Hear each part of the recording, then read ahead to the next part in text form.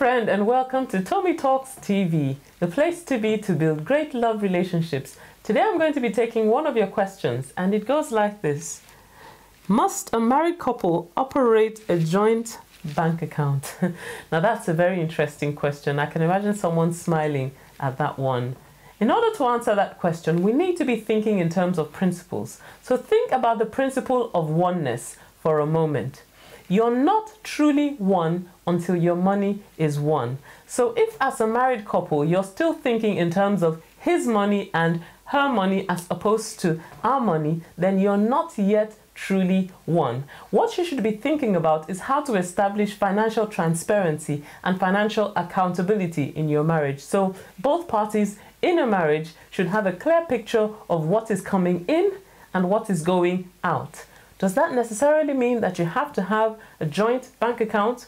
You need to do whatever works best for you as a couple. So whether or not you have joint bank accounts is less important than establishing the actual principles of oneness, transparency, and accountability. Now, there are a few tips that I'd like to share with you that I think will help you in terms of managing your finances as a couple. Firstly, make it a practice to make major financial decisions together.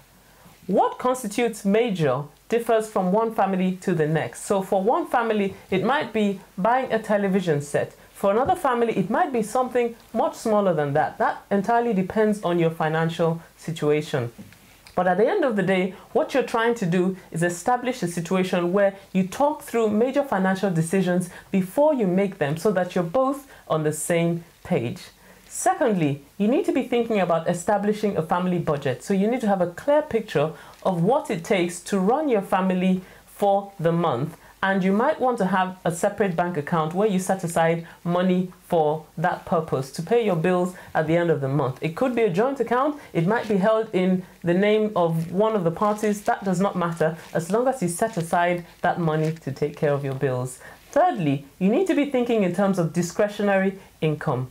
Every adult needs discretionary income.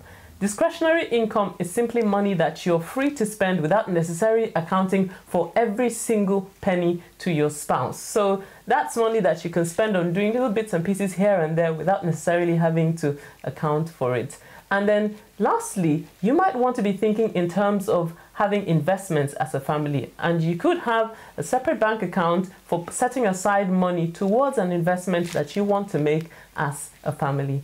Well, I hope that has helped you. If you've learned something new today, then consider sharing this with someone on social media. And if you've got a question that you would like me to answer, then head on over to tommytalks.com/ask and I'll answer your question next time. See you next time. Bye-bye.